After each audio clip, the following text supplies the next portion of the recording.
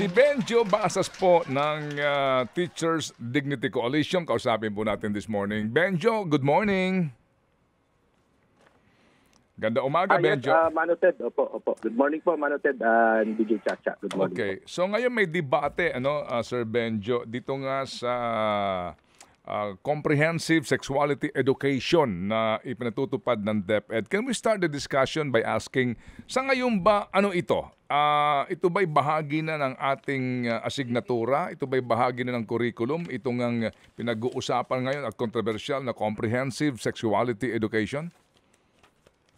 Pwede po nating sabihin gano'n, bahagi siya, kasi pinag-uutos po yan ng DepEd simula pa noong 2018. At ito ay alinsunod doon po sa pinasang batas noong 2012 pa, itong reproductive health law, o responsible parenthood law. Pero alam mo, Mano Ted, bagaman sinasabing comprehensive, palagi ko hindi siya comprehensively na i-implement, kasi parang sabit lang itong sexuality education doon sa ating mga subjects, like MAPE, yung science, okay. Personality development, so in-integrate lang siya. Okay, sige.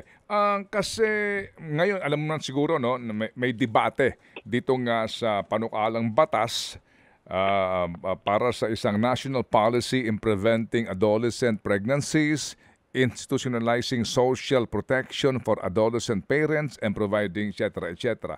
Ang debate nga dito yung laman ng CSE. Alright, sige. So bago ko puntahan tong batas na wala namang specific dito, na sinasabi as claimed by the other side, sa ngayon ba ano laman nito basically? Anong itinuturo at anong grado at edad ito, Benjo? Well, tinuturo po ito doon sa mga subjects na MAPE, kasi sa MAPE meron po tayong diyan, ng health, Tapos yung araling panlipunan po, kasi sa araling panlipunan pumapasok yung karapatang pantao, pumapasok yung gender equality, yung mga ganyan po, Okay. Sa edukasyon sa pagpapakatao, yan yung ESP, yung dating values education po, na tinatawag po, Science, of course, doon sa biology, and then sa iba pa po ng mga subjects po, Mano Ted, So, sa tingin ko, walang dapat ikatakot, yung ating mga magulang dahil since 2018 nga po ay ginagawa na po ito, at ito ay itinuturo na at wala naman pong walang ganito kalakas na, I would say, walang ganito kalakas na reaction mula doon sa mga advocates, siguro dahil lang na naiugnay ito doon sa isang panukalang batas ulit na nakasalang po sa Senado na medyo magkaiba naman, pero bahagi ng panukalang batas po niyan itong comprehensive sexuality education po. Okay, sige, ganito. Meron na ngayong existing, right? Na kumbaga na kasama sa curriculum kapag science ito, biology, 'di ba? Human anatomy, etc. Kapag sa araling panlipunan tungkol ito sa karapatan, gender equality, etc. So, kumbaga biyak-biyak ito sa different subjects and then meron ng kaukulan dito na frame na kumbaga meron na itong model o template kung ano yung pag-uusapan, 'di ba? Ganun 'yun, no? Yes, sir. Okay, yes, sir. sige. Okay, so klaro yan. Dito kasi ngayon sa panukala, itong comprehensive sexuality education, dito sa batas na ito, kayo ba yung nakonsulta na rito ng mga guro? Hindi pa? Well, unfortunately, hindi pa po. Pero hindi din kami nakabilang doon sa mga hearings po niyan. Okay. Hindi pa naman siya aprobado. Pero ito lang ha. Kasi nga, ito. Babasahin ko yung provision. We'll get your reaction dito. The CSE shall include age and development appropriate topics such as, but not limited to, human sexuality, informed consent, adolescent reproductive health, effective contraceptive use, disease prevention, HIV/AIDS, and the more commonly sexually transmitted infections. Ito yung mga STIs, hygiene, health and nutrition, healthy lifestyles and health-seeking behaviors and practices, gender sensitivity, gender equality and equity, teen dating, gender-based violence, sexual abuse and exploitation, peer pressure, women's and children's rights, digital citizenship, and issues like pornography, among others. The purpose of which is to equip them with the knowledge, skills, and values to make informed and responsible choices about their sexual and social relationships. Basically dito, wala naman pang mga specific, di ba? Doon sa IRR ito itutulak. But dito kasi, ang claim ng iba, maaga pa lang daw tuturuan na yung pleasure ng masturbation. May mga ganun pong claim na yung ibang sektor dito, ano? So, ikaw, doon sa napakinggan mo, meron ka bang specific dito na naiisip na parang hindi tama na ituro ito o anong say mo? Well, Manutad, doon sa mga binasa ninyo, no, lahat ng yan, no, actually, no, almost, no, ay covered rin ng ibang mga batas. No, ibig sabihin na standard po yan, practice po yan natin, ano, sa Pilipinas, no. Ang dami nating like HIV/AIDS, meron tayong special na batas para diyan, ano. Meron tayong special na batas para sa health and nutrition. May special na batas po tayo para doon sa women's and children's rights, no.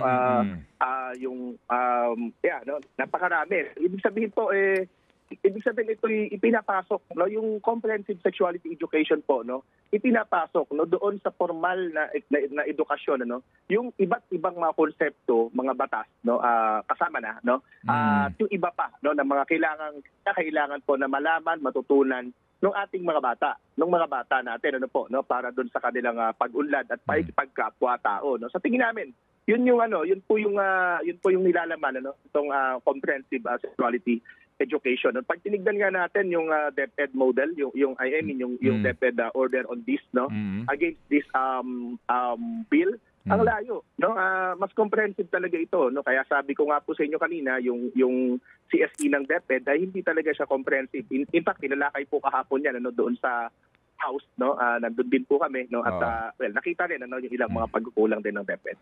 Okay, and hindi kaya ito nagiging controversial kasi meron ditong effective contraceptive use provision. Alam mo naman, 'di ba? Malaking debate ito yung paggamit ng contraceptive, 'di ba? Doon sa mga pro-life, no? Oo. Yes po.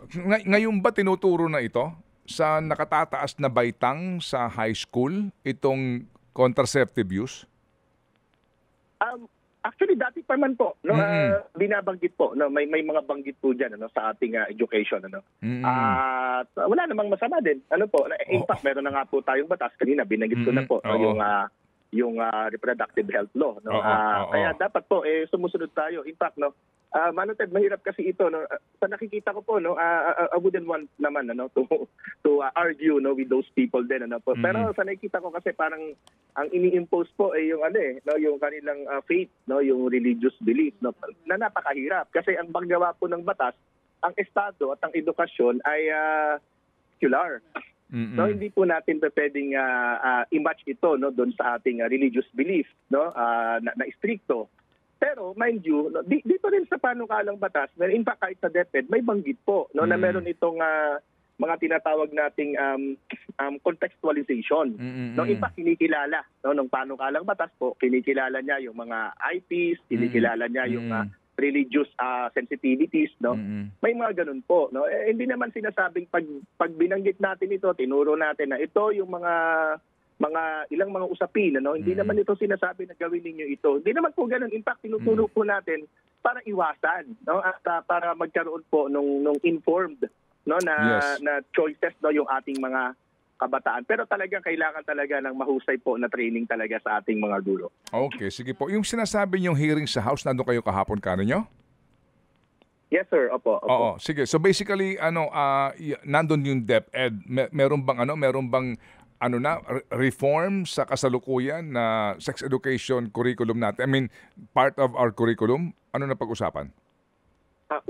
Hinihingian po yung DepEd ng mas comprehensive po na report, no? Especially doon sa kung paano ito na-implement, no? Mula 2018, no? Para pato ni Ma'am Liling, ano po?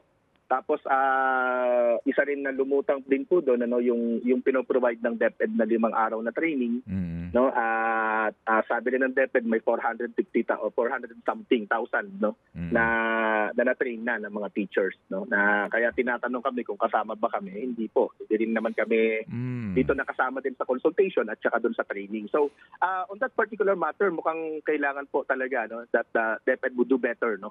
Para naman po wala ring alam niyo, no, wala kung maganda yung layunin mo, no, dapat ayusin natin, no, para wala pong hindi nagiging legitimate, no, yung atake po, no, dito sa program kasi maganda po yung program. Okay, sige. At dapat talaga kayo parte ng consultation and decision making kasi kayo ang nag-implement eh. Opo. Di ba? Okay. Actually, nadiin po yan ng chairman kahapon ng Basic Education, no? Kung yung mga teacher ba ay na-consult, no? Wala pong record, no, na naipakita po. Okay, sige po. So let's give this new administration sa DepEd a chance, no? May tanong ka ba, baby girl? Yes po, Sir Benjo. Kanina sinasabi ninyo, no, mas comprehensive itong bagong sinusulong ngayon sa Senado. Dahil right now, tinuturo na ang sex education pero integrated lang siya sa iba't ibang subjects ng mga bata ngayon. So even po sa experience ninyo bilang isang guro, and may kinalaman din ito kung ba't nila sinusulong to dahil sa patuloy na pagtaas ng teenage pregnancy po dito sa Pilipinas. So, ikaw po bilang isang teacher para sa'yo, dapat mas comprehensive talaga ang pagtuturo ng sex education sa mga bata na nasa wastong gulang na. Yes, ma'am. No, age appropriate naman to, age and development appropriate naman ang binabanggit po doon. No? Tapos iniiwasan din natin sabihin na sex education kasi akala ng mga tao pag sex education ay it's about sex. Oo, so, sexuality. Kaya po, ginawa po na sexuality education. Ano po? Okay. No?